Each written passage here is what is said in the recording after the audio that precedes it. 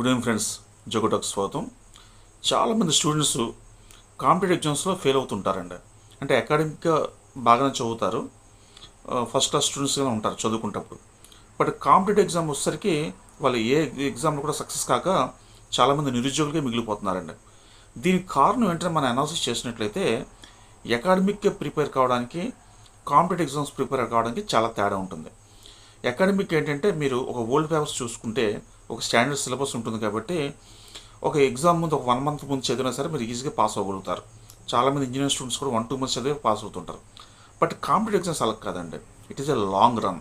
అంటే మీరు ఎక్కువ కాలం పరిగెట్టాలి. అది కూడా మోస్ట్ డిసిప్లిన్గా కన్సిస్టెన్సీ మెయింటైన్ చేయాలి. అంటే రోజుకి ఎన్ని గంటలు చదువుతా అన్నది వర్షం వచ్చినా ఎండ కాసినా ప్రపంచం ఏమైపోయినా ఆ టైం టేబుల్ని ఫాలో అవ్వాలి. ఆ కన్సిస్టెన్సీ మెయింటైన్ చేయాలి. ఎవరైతే కన్సిస్టెన్సీ మెయింటైన్ చేస్తారో వాళ్ళు డెఫినెట్గా